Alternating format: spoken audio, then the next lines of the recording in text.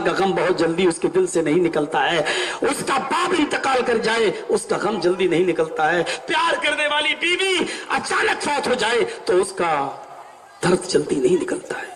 اور یہ آزمائش سب سے زیادہ جناب محمد رسول اللہ صلی اللہ علیہ وسلم کے اوپر آئی. اس لیے آج میری تقریر میں جتنے بھی واقعات ملیں گے آپ کو، ہر واقعے کے اندر یہ دکھایا جائے گا کہ اس واقعے میں بھی نبی کے آنسو نکلے، اس واقعے میں بھی نبی کے آنسو نکلے، اس واقعے میں بھی نبی کے آنسو نکلے. یا یوں کہہ لیجئے کہ میرے شیرشک، میرا ٹاپک یہ ہے کہ کہاں کہاں رسول کے آنسو نکلے. یہ سمجھ لیجئے کہ کہاں کہاں اور کون کون سا مقام تھا جہاں نبی اکرم روئے. ماں کے پیٹ سے پیدا ہوتے ہیں، صبح کا سورج نہیں نکلا ہے، ابھی فجر کی نماز کا وقت ہے، صبح صادق ہو چکی ہے، رات جا رہی تھی، دن آنے والا تھا. بالکل ایسے موقع پر جناب محمد رسول اللہ اپنی ماں کے پیٹ سے باہر آئے. ایسے موقع پر جانتے ہو اللہ تعالیٰ نے نبی اکرم کو ایسے ہی وقت کیوں پیدا کیا؟ دن میں بھی پیدا کر سکتا تھا یا رات میں. ہاں سنیے، اگر نبی اکرم رات میں پیدا ہوتے تو رات دن سے افضل قرار دے دی جاتی. اگر دن میں نبی اکرم پیدا ہوتے تو دن رات سے افضل قرار دے دیا جاتا. لیکن اللہ تعالیٰ کو ان دونوں وقتوں کو خوشگوار بنانا تھا اور دونوں کو اہمیت دینا تھی. ابن قیم نے یہی تطبیق نکالی. رات جا رہی تھی اور دن کی آمد تھی. نہ رات پوری طریقے سے گئی تھی اور نہ صبح کا سورج ہی نکلا تھا. صبح صادق کے بعد، نماز فجر کے بعد، سورج نکلنے سے پہلے، سورج کے طلوع ہونے سے پہلے میرے بھائیوں جناب محمد رسول اللہ صلی اللہ علیہ وسلم اپنی ماں کے بطن سے، اپنی ماں کے پیٹ سے باہر آتے ہیں.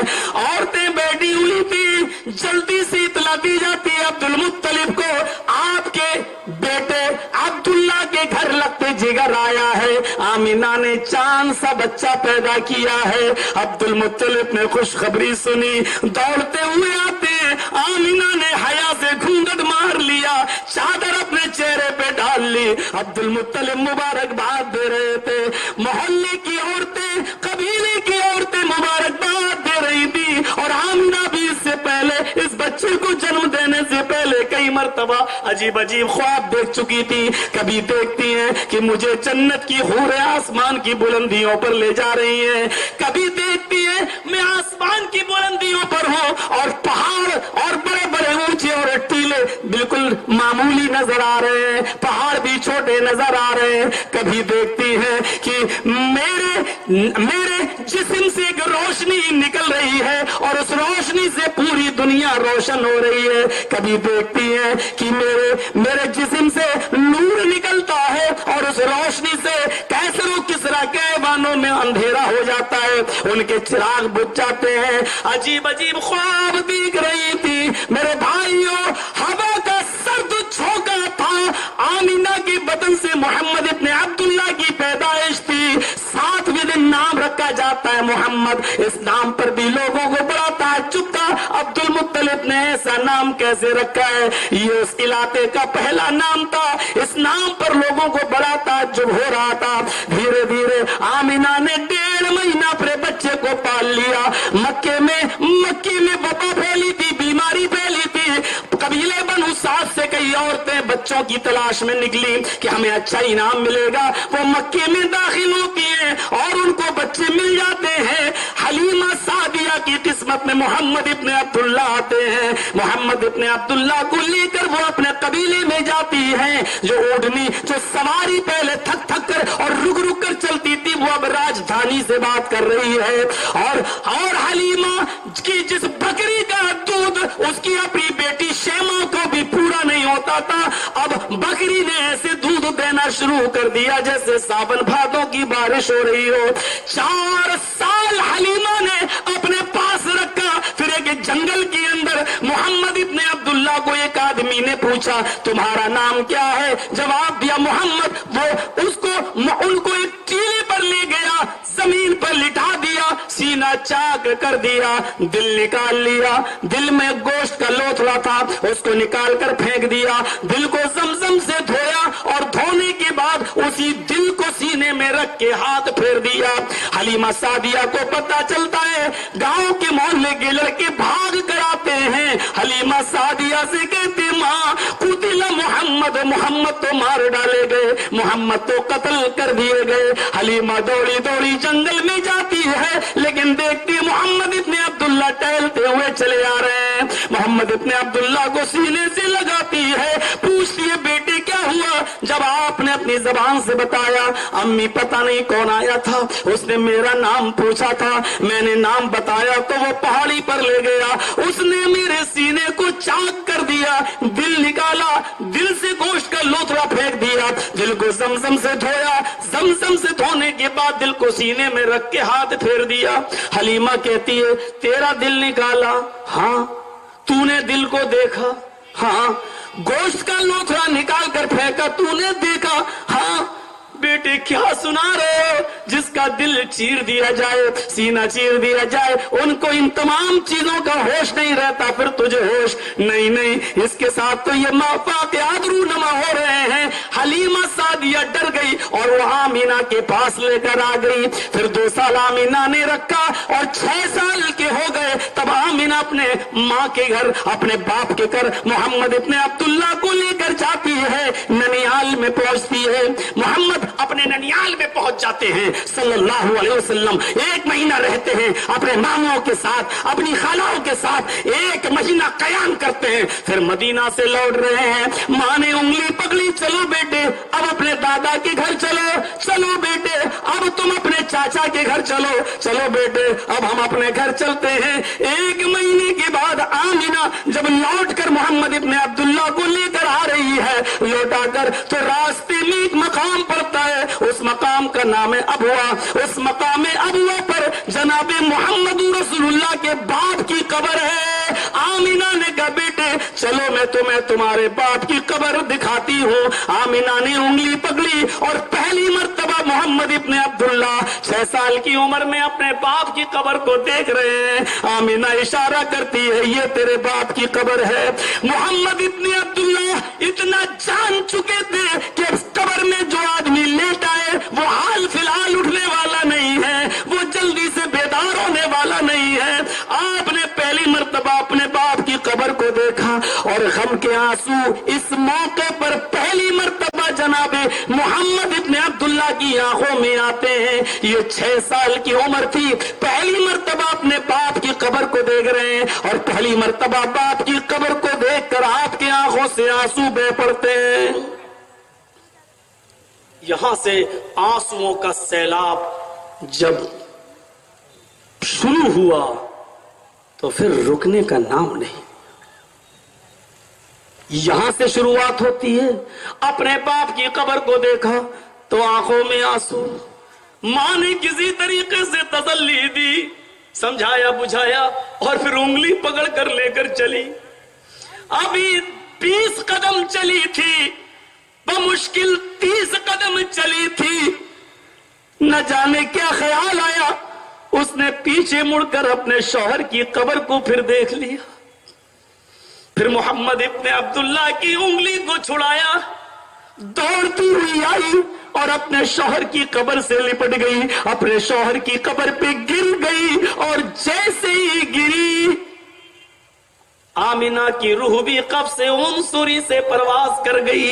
बाप की कब्र को देखा तो आंसू, अभी आंसू खुश्क नहीं होने पाए थे। आमीना ही ने समझाया था, बुझाया था, बेटे के आंसू पहुंचे थे कि उसी कब्र के पास अपने माँ को भी देख लिया कि मेरी माँ की रूह भी निकल गई, मेरे माँ का भी इंतकाल हो गया। जब माँ की इंतकाल की बात जब नबी की समझ में आई तो अपने माँ का चेहरा देखा। ये दूसरा मौका था जो उसी जगह फिर नबी अकरम की आंखों में आंसू जारी हो गए।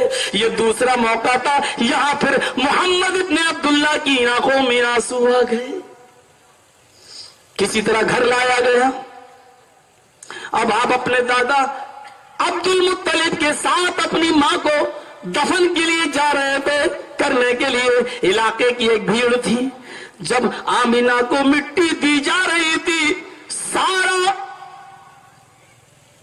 जो भी मिट्टी देने वाले लोग थे बड़े गमगीन नजरों से, निगाहों से रोते हुए मिट्टी दे रहे थे, और सबकी नजरें इस यतीम बच्चे के ऊपर पड़ी थी कि इसका तो बाप भी नहीं है, अब तो माँ भी चली गई। जब सारे लोग मिट्टी देते हुए मोहम्मद के बारे में सोच रहे थे, उस वक्त मोहम्मद इब्न अब्दुल्ला अपनी माँ की कब्र को देख देख कर रो रहे थे।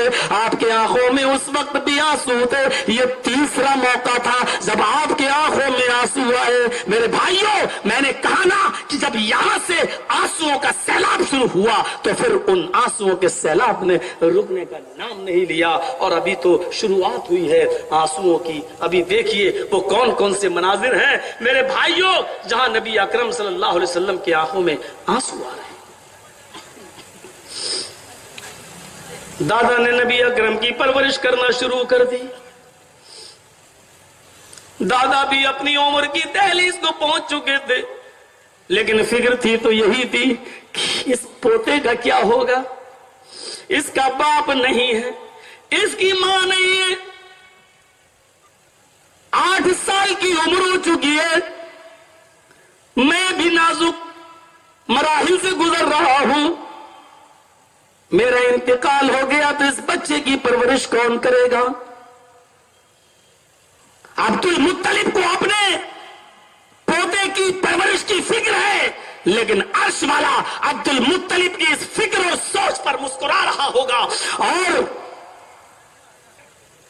शायद मेरे प्यारे साथियों, उसने तो खैर पूरा खाका, आलिमुल गैब है, वो जानता है किसी की परवरिश कैसे, उसका एक निजाम अपने हिसाब से चलता है। लेकिन अब्दुल मुत्तलिब को कैसे बताया जाए कि तुम्हें फिक्र करने की जरूरत नहीं है, इस बच्चे की परवरिश के पूरे निजाम का खाका अर्श वाले ने तैयार कर रखा है। तुम जाओ, रुखसत भी हो जाओगे, तब भी इसके परवरिश में कोई गड़बड़ी नहीं होगी, क्योंकि मुझे इस बच्चे को आगे चलकर सारी कायनात के लिए सैयद वलद आदम बनाना है, सैयदुल अंबिया बनाना है, हमें इस बच्चे को रहमतुल लिल आलमीन बनाकर भेजना है। यहाँ दादा की अपनी उम्र को पहुंचे और मोहम्मद इब्न अब्दुल्ला की उम्र 8 साल हुई कि दादा भी चाचा के सुपुर्द कर चुके। दादा का जब इंतकाल हुआ तो मोहम्मद इब्न अब्दुल्ला की आंखों में आंसू आ गए। मुझे न बाप की मोहब्बत मिली, 6 साल से ज्यादा मुझे माँ की मोहब्बत भी नहीं मिली। 6 साल में 4 साल तो हलीमा के घर गुजर गए, 2 साल मुझे अपनी माँ के घर मिले, यहाँ तक कि 2 साल ही मैं अपने दादा की मोहब्बत पा सका। अर्श वाले ने कैसा निजाम बनाया, या दादा भी इंतकाल कर गए, दादा का इंतकाल हुआ तो मोहम्मद इब्न अब्दुल्ला की आंखों में आंसू थे।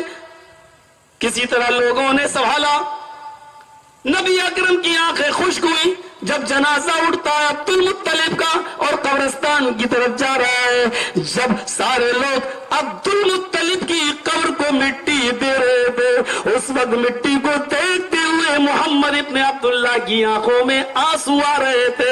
आप उस वक्त भी रो रहे थे, आपकी निगाहें अश्कबार थी। एक ये मौका था जनाबे मोहम्मद रसूलुल्लाह सल्लल्लाहु अलैहि वसल्लम की आंखों में आंसू के आ जाने का। देखते जाइए, अपने बाप की कब्र को देखा पहली बार तो आंसू, वहीं अपने माँ का इंतकाल हुआ तो आंसू, माँ को दफन किया गया तो आंसू, अब्दुल मुत्तलिब का इंतकाल हुआ तो आंसू, अब्दुल मुत्तलिब को दफन किया गया तो आपकी आंखों में आंसू। चचा ने पाला, परवरिश की, लेकिन चचा ने कुछ ज्यादा लंबी मुद्दत तक परवरिश कर ली। और इसी असना में मोहम्मद इब्न अब्दुल्लाह मोहम्मदुर रसूलुल्लाह बन जाते हैं।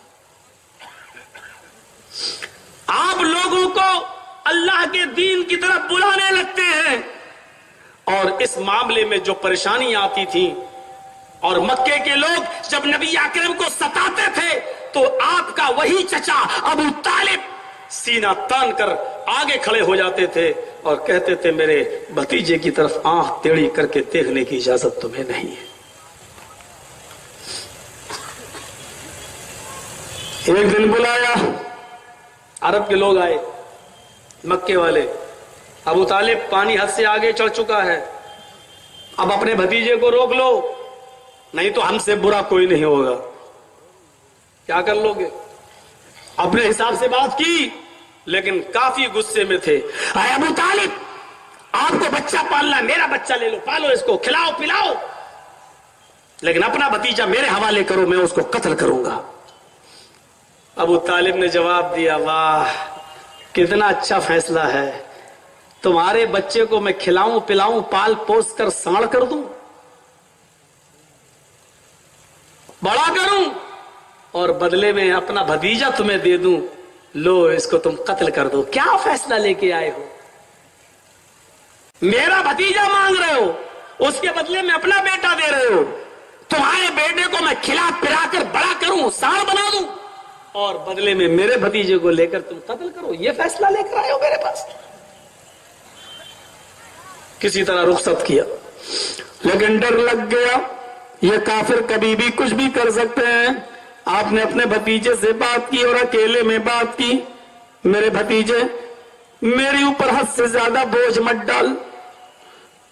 آج یہ لوگ آئے تھے اور ایسا ایسا کہہ رہے تھے، بھتیجے چھوڑ دے، کیوں تو ان کے پیچھے پڑا ہوا ہے، یہ تیری جان کے دشمن ہے، چھوڑ دے چھوڑ دے جو تو دعوت دے رہا ہے. اس موقع پر آپ نے پہلی مرتبہ حق گوئی سے جو جواب دیا وہ یہ تھا، چچا جان اگر یہ کافرین مکہ سورج اکھاڑ کے لے آئیں اور دائیں ہاتھ پر رکھ دیں اور چاند لے کر آئیں بائیں ہاتھ پر رکھ دیں، چاند کا توڑنا سورج کا اکھاڑنا ناممکن ہے، لیکن یہ تو ممکن ہو سکتا ہے، لیکن میں اللہ کی دعوت سے باز آ جاؤں یہ ممکن نہیں ہو سکتا. اے چچا جان اگر میرا وجود آپ کے اوپر بھاری پڑ رہا ہے تو آپ ہٹ جائیے، میں آپ کے اوپر بوجھ نہیں بننا چاہتا. ابو طالب نے جب اپنے بھتیجے کی نظروں میں نظریں ڈالی، محمد ابن عبداللہ کی اس وقت آنکھوں میں آنسو تھے جب آپ یہ کہہ رہے تھے، چچا جان آپ میرے راستے سے ہٹ جائیے، ہم آپ کے لیے کوئی مصیبت کھڑی نہیں کرنا چاہتے، لیکن رہا مجھے دعوت حق سے روکنے کی بات، تو یہ سورج لائیں چاند لے آئے یہ ان کے لیے آسان ہو سکتا ہے، لیکن میرے لیے آسان نہیں ہو سکتا کہ میں دعوت حق سے رک جاؤں. یہ کہہ کر آپ جانے لگے. بھتیجے کی آنکھوں میں آنسو دیکھے، محمد ابن عبداللہ کی آنکھوں میں آنسو دیکھے تو آپ نے بلایا، ابو طالب نے بلایا اور کہا بھتیجے تیری آنکھوں میں آنسو میں نہیں دیکھ سکتا، جا جتنا تجھے اللہ کی توحید کی طرف لوگوں کو بلانا ہے بلاتا جا، میں دیکھتا ہوں کہ کوئی تیری طرف نظر ٹیڑھی کرنے کی جرات بھی کر لے. اے میرے بھتیجے جا، تجھے اللہ نے جو پیغام دیا اس کو پورا کر، میرے جیتے جی کوئی تیرے اوپر ٹیڑھی نظر کر کے دیکھنے کی، ٹیڑھی نظر ڈالنے کی ہمت نہیں کر سکتا. اس موقع پر آپ کی آنکھوں میں آنسو تھے. اور پھر موقع آیا، ایک دن یہی چچا بھی اس دار فانی سے جانے لگا، مرض الموت میں مبتلا ہے، خبر آتی ہے جناب محمد رسول اللہ کے کانوں میں آواز آتی ہے، آپ کے چچا کی سانسیں اکھڑ رہی ہیں، انتقال کا وقت قریب ہے. اپنے چچا کی بیماری کی خبر سنتے ہیں، دوڑتے ہوئے آتے ہیں، بھاگتے ہوئے آتے ہیں. اس موقع پر میرا چچا کہیں اسی حال میں انتقال نہ کر جائے، اگر حالت کفر میں مر گیا تو بڑا برا ہوگا، جہنمی ہو جائیں گے. چلو آخری موقع پر شاید بھتیجے کا درد سمجھ لیں، میرے دل کی آواز سمجھ لیں. لیکن ایسے موقع پر آپ اندر جاتے ہیں جب ابو جہل بیٹھا ہوا ہے، ابو لہب بیٹھا ہوا ہے، قریش کے کئی لوگ وہاں بیٹھے ہوئے ہیں، لیکن ایسے نازک موڑ پر محمد ابن عبداللہ نے موقع کو غنیمت سمجھا اور اپنے چچا سے کہا، میرے چچا آپ کی چاچا آفری کی سپرد ہو رہی ہے، آپ اس دنیا سے رخصت ہونے والے ہیں، یہ بیماری ایسی ہے، صرف لا الہ الا اللہ کہہ دیجئے. آئے میرے لا الہ الا اللہ پڑھ لیجئے، آپ لا الہ الا اللہ کہہ دیجئے. اگر سب کے سامنے کہنے میں شرم آ رہی ہے تو اے چچا جان صرف میرے کان میں کہہ دیجئے لا الہ الا اللہ. میں آپ کو یقین دلاتا ہوں اگر آپ نے لا الہ الا اللہ کہہ دیا اور میرے کانوں نے لا الہ الا اللہ سن لیا تو قیامت کے دن میں اللہ تعالیٰ سے آپ کی شفاعت کرا لوں گا، اللہ سے آپ کی سفارش کرا لوں گا، کیونکہ آپ نے قدم قدم پر میری حمایت کی ہے، قدم قدم پر میرا ساتھ دیا ہے. اے چچا جان میرے کان میں ہی کہہ دیجئے. ادھر ابو جہل نے کہا آخری وقت میں مسلمان ہو جاؤ گے؟ عبد المطلب کا دین چھوڑ دو گے؟ اپنے باپ دادا کا دین چھوڑ دو گے؟ یہ بہت برا عقیدہ ہوتا ہے. میرے باپ یہی کرتے آئے, میرے دادا یہی کرتے آئے, جلدی نہیں چھوٹتا یہ. ابو جہل نے کہا ابو طالب کیا اپنے باپ کا دھرم, اپنے باپ کا دین چھوڑ دو گے؟ اور بھی لوگوں نے کہا, لوگ کہیں گے ڈر گیا, ڈرپوک تھا ابو طالب. ابو طالب کے سمجھ میں آ گیا, کہنے لگے اے بھتیجے ضد نہ کرو, مجھے بار بار لا الہ الا اللہ کہنے پر مجبور مت کرو, بار بار مت کہو. آئے میرے بھتیجے, میں لا الہ الا اللہ کا اقرار نہیں کر سکتا, میں چاہتا ہوں کہ اپنے باپ دادا کے دین پر ہی مروں. بھتیجے نہیں, ضد نہیں, میں تمہیں اپنے انتقال کے بعد مصیبت میں نہیں ڈال سکتا. میرے انتقال کے بعد لوگ کہیں گے محمد نے آخری وقت میں ڈرا دھمکا کر اسلام قبول کروا لیا. میں نہیں لا الہ الا اللہ پڑھوں گا, میں اپنے باپ اپنے دادا کے دین پر ہی مرنا چاہتا ہوں. اور ابو طالب کا انتقال ہو جاتا ہے. ابو طالب کا انتقال ہو جاتا ہے. جب ابو طالب کی سانسیں اکڑ گئیں, انتقال ہو گیا, اپنے چچا ابو طالب کے انتقال کو دیکھ کر آپ نے ان کی ڈیڈ باڈی کو دیکھا تو آپ کی آنکھوں میں آنسو آ گئے. آپ اپنے چچا کو دیکھتے ہیں کہ آپ کے انتقال ہو گیا تو اس وقت بھی آپ کی آنکھوں میں آنسو آ گئے, اور درد صرف یہ تھا, تکلیف اس بات کی تھی کہ میرا چچا حالت کفر میں مر گیا, میرے چچا کو کلمہ نصیب نہیں ہوا, لا الہ الا اللہ کا میرے چچا نے اقرار نہیں کیا. جب ابو طالب کو مٹی دی جا رہی تھی تو محمد ابن عبداللہ کی آنکھوں میں, محمد رسول اللہ کی آنکھوں میں آنسو تھے, لیکن اس کے باوجود اپنے چچا کی محبت میں ایسے بھرے ہوئے تھے کہ اللہ تبارک و تعالیٰ سے دعا ہی کر بیٹھے, نظریں آسمان کی طرف اٹھا لی اور دعا کی, اللہ میرا چچا میرے اوپر اپنی جان قربان کرتا تھا, میرا چچا میرے لیے آڑ بن جاتا تھا, میرا چچا میرے لیے ڈھال بن جاتا تھا. اللہ جب بھی میرے اوپر مصیبت آئی میرے چچا نے میرا ساتھ دیا, آئے اللہ میرے چچا کو بخش دے, آئے اللہ میرے چچا پر رحم فرما. ادھر آواز دی, ادھر دعا کی, ادھر جبرائیل اللہ تعالیٰ کا یہ پیغام لے کے آ جاتے ہیں, ما کان للنبی والذین آمنوا ان یستغفروا للمشرکین. کسی نبی کی شایان شان یہ بات نہیں ہے اور کسی مومن کے لیے جائز نہیں ہے, کسی نبی کے لیے اور کسی مومن کے لیے جائز نہیں ہے کہ وہ ایسے لوگوں کے لیے مغفرت طلب کرے جو حالت شرک میں مر گئے ہیں, جو مشرک ہیں. نبی ہو کر بھی میں تمہاری نہیں سنوں گا, کسی مسلمان کی نہیں سنوں گا. اگر کسی مشرک کے لیے استغفار کریں گے, مغفرت کی دعا کریں گے تو اے نبی میں تمہاری بھی نہیں سنوں گا, اے محمد میں تمہاری بھی نہیں سنوں گا, کسی مسلمان مومن کی نہیں سنوں گا. اللہ تعالیٰ نے نبی اکرم کی اس دعا کو ریجیکٹ کر دیا اور کہا اے محمد ابن محمد نہیں سنوں گا میں تیری دعا, تیرے لیے جائز ہی نہیں ہے کہ تو کسی کافر کے لیے کسی مشرک کے لیے دعا کرے. میرے بھائیوں, اللہ کے رسول فرط محبت میں اپنے چچا کے لیے دعا کر رہے ہیں, لیکن عرش والے نے ریجیکٹ کر دیا. شرک قبول نہیں ہے, سب منظور ہے, کان میں کہہ دو لا الہ الا اللہ میں بخشوا لوں گا, لیکن کفر کی حالت میں اور شرک کی حالت میں مر گئے تو شرک کہتے کسے ہیں؟ شرک ہے کیا؟ شرک کو اگر ہم اپنے ہندی میں یا سنسکرت زبان میں اس کا ترجمہ کریں تو ہوگا بہو دیو وادیت, بہو ایش پوجا, بہت سے خداؤں کی عبادت, بہت سے معبودوں کی بھکتی. اور رگ وید میں لکھا ہوا ہے جس طرح پریم کرنے والی پتنی کا ایک ہی پتی ہوتا ہے, اسی طرح تم سب کا ایک ہی برہما ہے, ایک ہی ایشور ہے. جس طرح اس عورت کو پتنی نہیں کہا جاتا ہے جس کے بہت سے مرد ہوں, بہت سے آدمی ہوں, جس طرح اس کو پتنی نہیں کہا جاتا ہے ویشیا کہا جاتا ہے، ویشیا، ایسے ہی ایک ایشور کو چھوڑ کر بہت سے ایشور کی بہت سے دیوی دیوتاؤں کی پوجا کرنے والے ویشیا سمان ہیں۔ رگ وید کہتی ہے، یجروید کا منتر تو کھل کر یہ ہے کہ یچتیو یو پمما نستسما دیویشوری رشا، یچتیو یو پمما نستسما دیویشوری رشا۔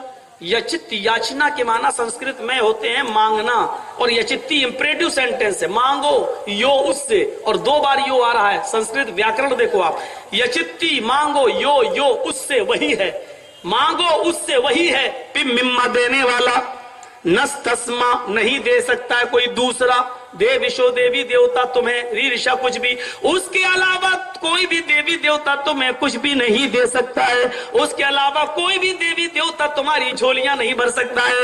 وہی برہما ہے برہانڈ کا رچیتا اور رچناکار، master of world, creator of universe, جو مانگنا ہو اسی سے مانگو۔ یجروید اور رگ وید کے ان منتروں کو قرآن اس طریقے سے پیش کرتا ہے، ان الذین تدعون من دون اللہ لن یخلقوا ذبابا ولو اجتمعوا له وان يسلبهم الذباب شيئا لا يستنقذوه منه۔ اللہ کو چھوڑ کر تم جن کو پکار رہے ہو، اللہ کو چھوڑ کر تم جن کے آستانوں پہ جا رہے ہو، یہ ایک مکھی بھی پیدا کرنے کی طاقت نہیں رکھتے۔ لن يخلقوا ذبابا، ایک مکھی بھی پیدا نہیں کر سکتے۔ اگر مکھی ان سے کچھ لے کر چلی جائے تو یہ سب کی سب مل کر اس مکھی سے وہ چیز واپس بھی لینے کی طاقت نہیں رکھتے۔ اسی کو قرآن نے یوں کہہ دیا، ادعونی استجب لکم، او میرے بندوں مجھ سے مانگو، او میرے بھکتوں مجھ سے مانگو، میں تمہیں دوں گا۔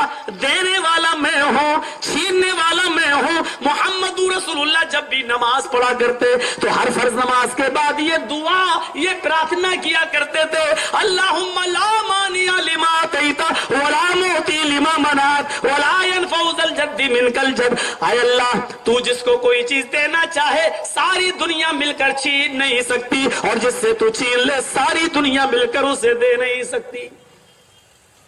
یہ شرک ہے ہم اللہ کو چھوڑ کر دوسروں سے مانگیں۔ اب کوئی آدمی کہے کہ بیوی سے کھانا مانگ لیتے ہو، یہ بھی شرک ہوا۔ ایک بچہ دوسرے بچے سے اسکول میں پین مانگ لیتا، بھائی میں پین گھر بھول آیا ہوں تم دے دو، تو یہ بھی شرک ہوا؟ نہیں، یہ شرک نہیں ہوا، کیونکہ ہم نے بیوی کو مشکل کشا نہیں، خدا سمجھ کر نہیں پکارا ہے۔ ہم نے بچے کو جس سے پین لیا ہے اس کو مشکل کشا نہیں سمجھا ہے، بلکہ بیوی کو بھی محتاج جانا ہے، کیونکہ میری بیوی نے کھانا دے ضرور دیا ہے ہمیں، لیکن آٹا لا کر میں نے اسے دیا تھا، مرچ مسالہ لا کر میں نے دیا تھا، سبزی لا کر میں نے اس کو دی تھی، وہ میری محتاج ہے، میں اس کا محتاج ہوں۔ لیکن جب کسی کو محتاج نہیں مشکل کشا سمجھ کر پکارا جائے، تم ہی سب کچھ ہو، تم دے دو، تو یہ چیز شرک کہلاتی ہے۔ ابو طالب اس دنیا سے چلے گئے، انتقال ہوا تو نبی کی آنکھوں میں میرے بھائیوں آنسو تھے، ابو طالب کی حالت کفر میں مرنے پر محمد رسول اللہ کے آنکھوں میں آنسو آئے۔ آئیے ایک اور منظر دکھاتا ہوں۔ آپ کا اپنا بیٹا انتقال کر گیا، اور وہ بیٹا ماریا قبطیہ کے بدن سے پیدا تھا، ابراہیم۔ آپ کے تو سارے بیٹے انتقال کر گئے، قاسم بھی، عبداللہ بھی، یہ تیسرا بیٹا جو ماریا قبطیہ سے پیدا ہوا یہ بھی انتقال کر گیا۔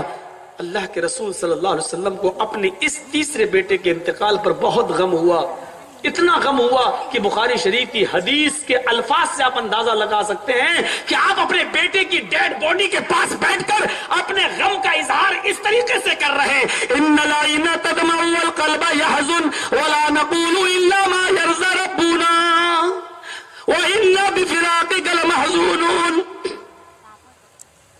آپ اپنے بیٹے کی ڈیڈ باڈی کے پاس بیٹھ کر اپنے غم کو اس طریقے سے پرکٹ کر رہے ہیں، اس طریقے سے ظاہر کر رہے ہیں، میرے بیٹے تیری جدائی سے، تیرے انتقال سے میری آنکھیں آنسو بہا رہی ہیں۔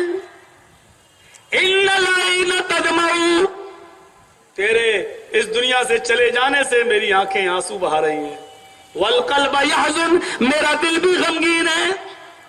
میرا دل بھی خوش نہیں ہے. مکمل انسان اسی کو کہتے ہیں جس نے غم بھی دیکھے ہوں، جس نے خوشیاں بھی دیکھی. اور محمد رسول اللہ پر غم کے پہاڑ ایسے توڑے جا رہے ہیں، دیکھ رہے ہیں آپ؟ دیکھیے، ان العین تدمع، آنکھیں اشک بہا رہے ہیں، والقلب یحزن، دل غمگین ہے. لیکن اس کے باوجود ضابطہ دیکھیے، اصول دیکھیے، توحید پر استقامت، ایکیشور واد پر مضبوطی دیکھیے. وَلَا نَقُولُ إِلَّا مَا يَرْضَى رَبُّنَا، لیکن میں جاہلیت کے نعرے نہیں لگاؤں گا، چیخوں گا نہیں، تیری موت پر میں واویلا نہیں بچاؤں گا، شور نہیں بچاؤں گا. میں وہی جملے اپنی زبان سے نکالوں گا جس سے میرا مولا راضی ہو، جس سے میرا رب راضی ہو، خوش ہو. ہم ایسے جملے نہیں کہیں گے جس سے میرا پروردگار ناراض ہو جائے. بہت سی عورتیں جب بچے مر جاتے ہیں، ہاں میرا بیٹا، اب ٹافی کس کو دیں گے، اب کھلونا کون کھیلے گا، کبھی کبھی کھلونا، اب اس کھلونے سے کون. یہ سب جاہلیت کے نعرے ہیں اور ان سب پر گرفت ہے. صرف آنسو بہا سکتے ہو فرط محبت میں، کیونکہ اس پر کنٹرول نہیں. ہر باپ کو غم ہوگا اپنے بیٹے کے انتقال.